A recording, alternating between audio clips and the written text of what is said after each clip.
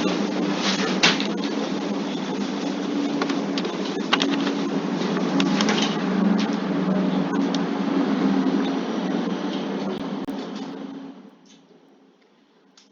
anak-anak hebat, apa yang kalian rasakan hari ini? Apakah kalian merasa bosan untuk mengikuti pelajaran hari ini? Tentu kalian baik-baik saja dan tetap bersemangat untuk belajar ya anak-anak. Agar selalu diberi kesehatan dan keselamatan, berdoalah terlebih dahulu. Berdoa agar tetap bersemangat dalam mengikuti pelajaran. Berdoa agar diberi kemudahan dalam belajar. Nah, pada kesempatan hari ini, masih bersama dengan Ibu Ismaria, kita akan belajar bersama pada pelajaran tematik untuk siswa kelas 3 sekolah dasar di tema 1, pertumbuhan dan perkembangan makhluk hidup, subtema 4, pertumbuhan dan perkembangan tumbuhan di pembelajaran yang keempat dan kelima. Jadi, hari ini kita kembali belajar 2 pembelajaran. Dan buku teks wajib yang kita gunakan yaitu buku tematik terpadu kurikulum 2013 revisi 2018 milik Kemendikbud ditambah dengan buku pendamping.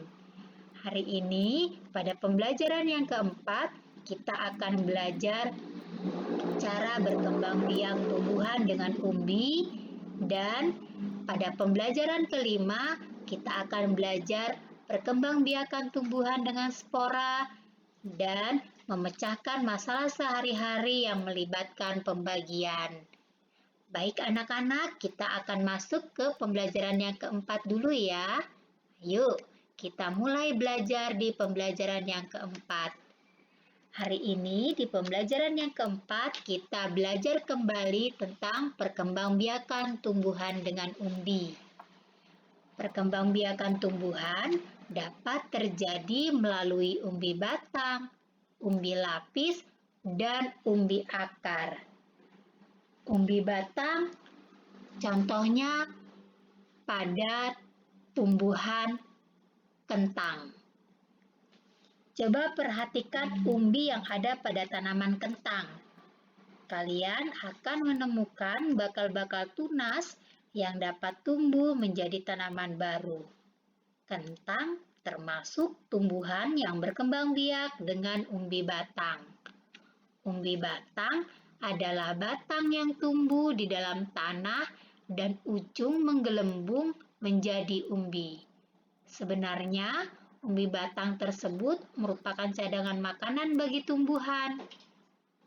Pada permukaan umbi batang, tumbuh sisik dan kuncup yang mempunyai atau yang membentuk mata tunas.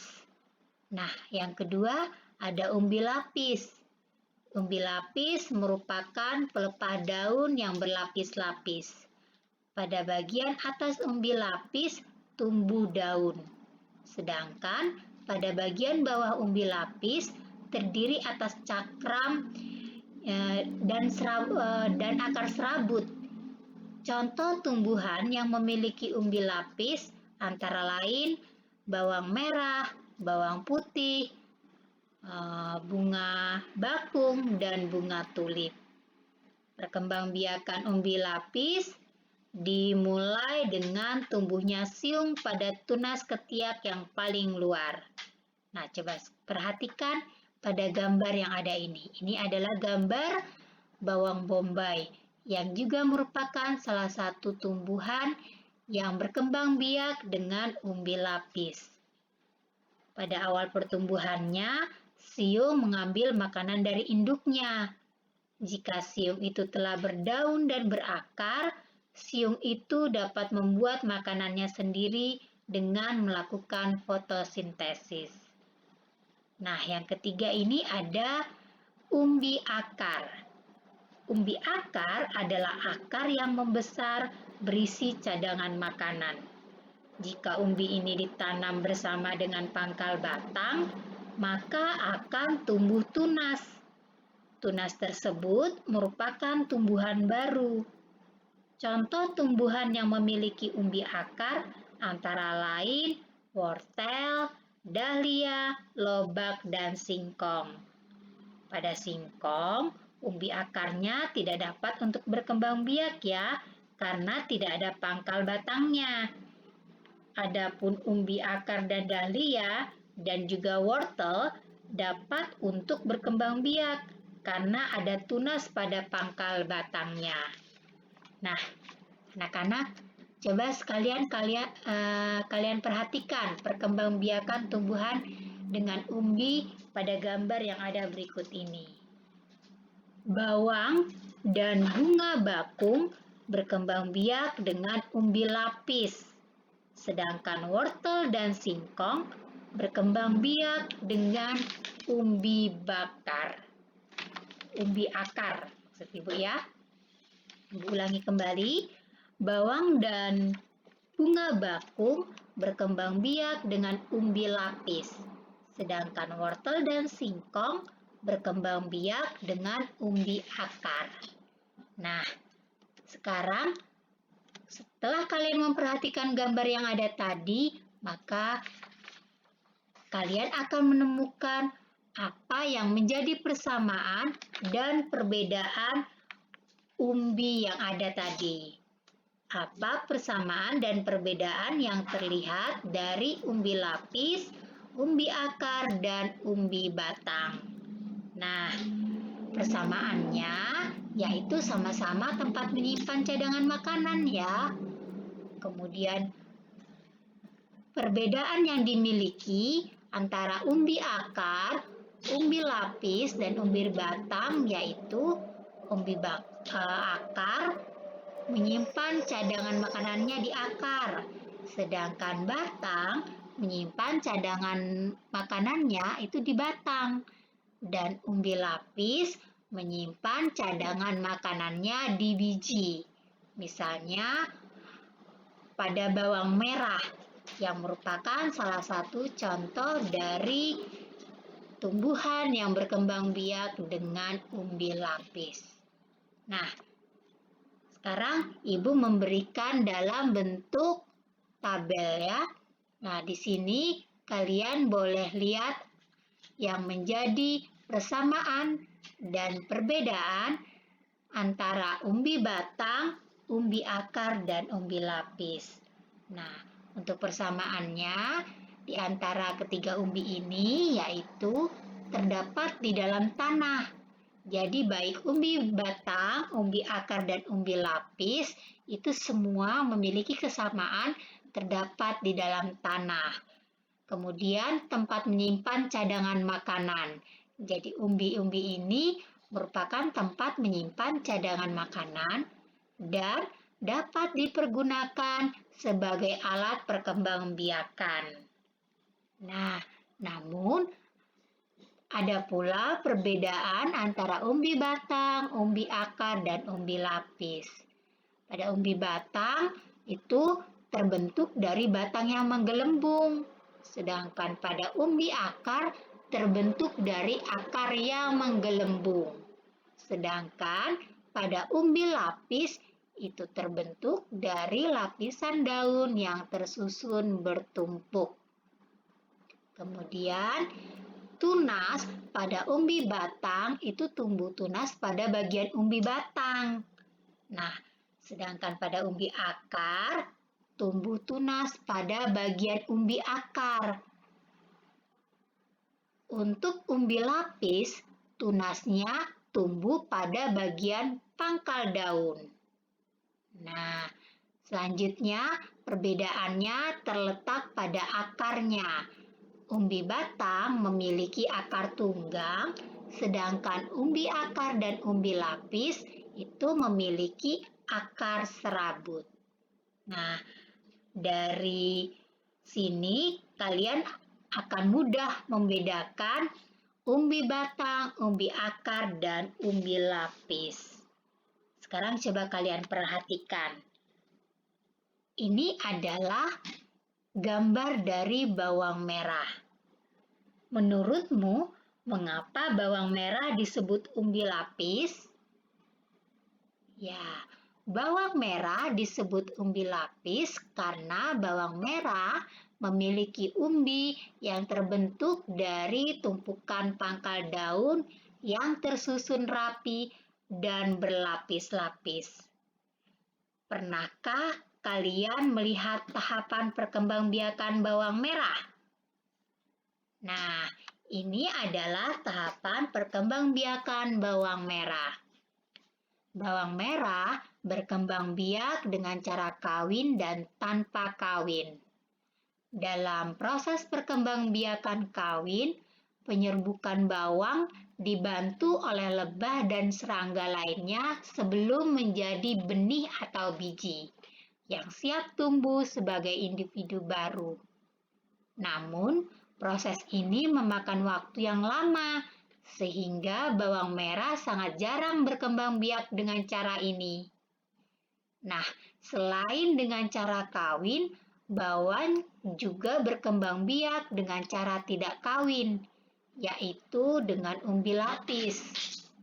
Umbi lapis adalah tumbuhnya tunas pada sela-sela lapisan umbi. Perkembangbiakan ini menggunakan bagian tengah dari lapisan bawang ini.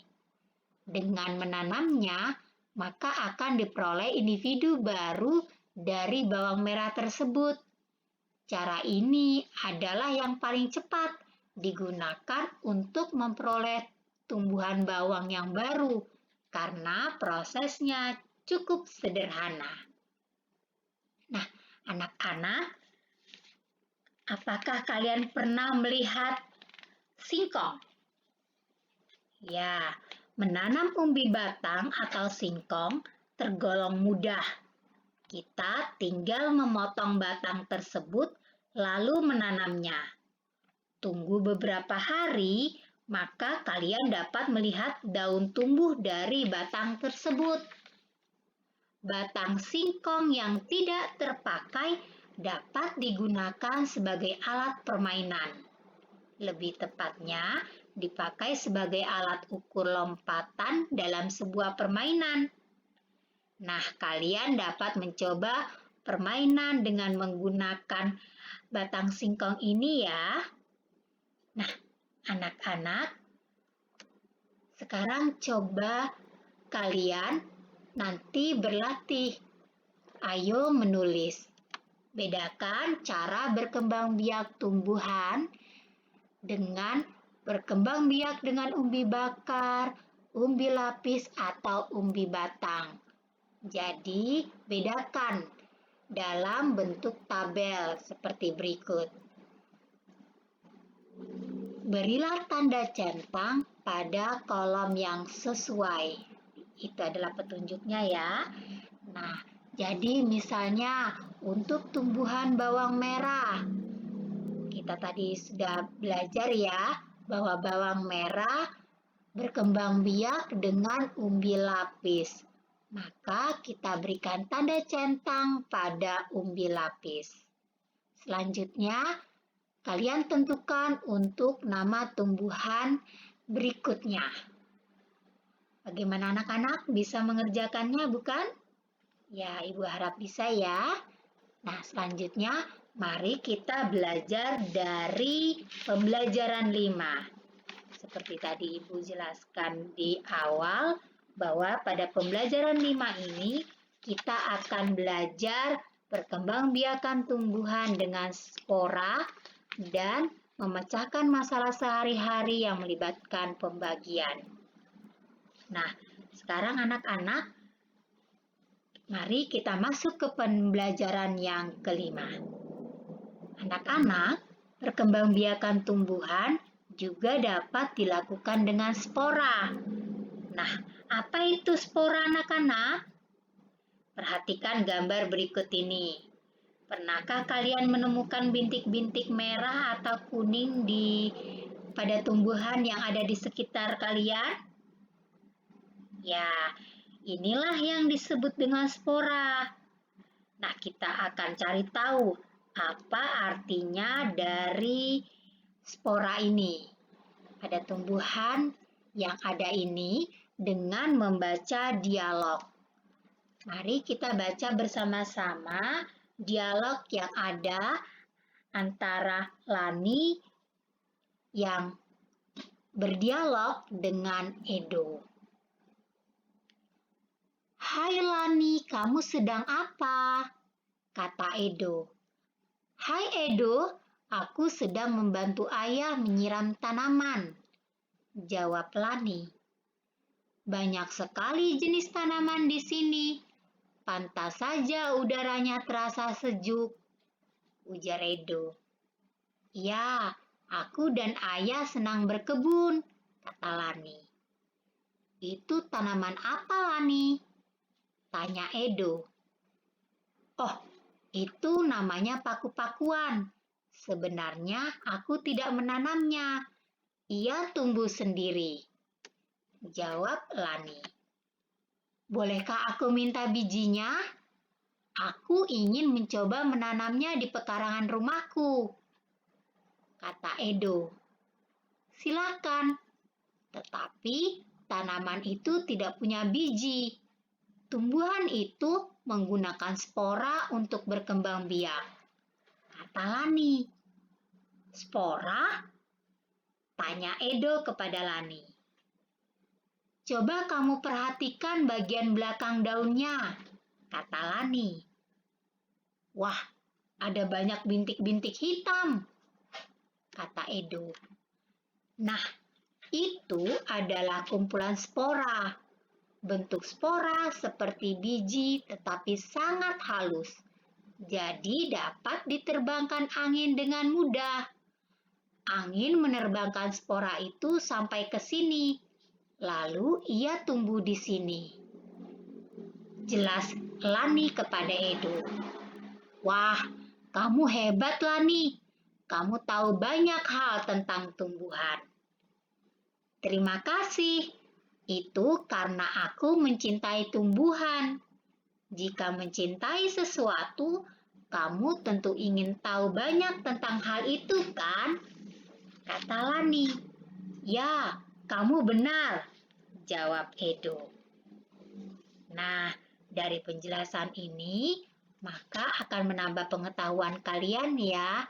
Berdasarkan dialog ini, apa itu spora dan bagaimana spora dapat berkembang biak atau dapat tumbuh pada pekarangan yang ada di rumah Lani. Nah, Lani adalah penyayang tanaman. Lani tidak saja tahu banyak hal tentang tanaman, tetapi ia juga rajin memelihara tanaman. Kegiatan merawat tanaman termasuk mencintai lingkungan. Merawat dan memelihara tanaman merupakan kewajiban kita terhadap lingkungan. Melalui kegiatan menanam, kita ikut serta menambah jumlah pohon.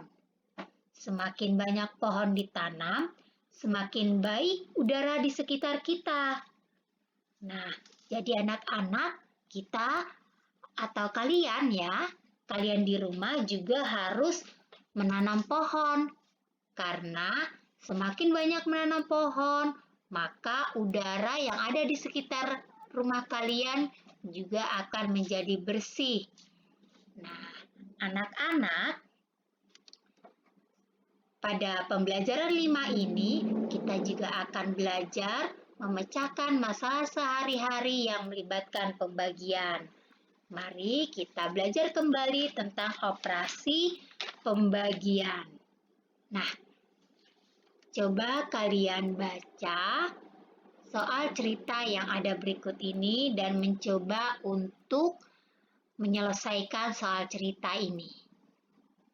Seorang pedagang buah memiliki 354 jambu biji. Pedagang itu ingin membagi jambu bijinya menjadi 6 kantong. Berapa banyak jambu biji yang ada di dalam tiap kantong? Nah, bagaimana cara menyelesaikannya? Baik, cerita ini tadi merupakan cerita tentang pembagian ya. Jadi mari kita lakukan penyelesaiannya dengan menggunakan cara bersusun. 354 dibagi dengan 6.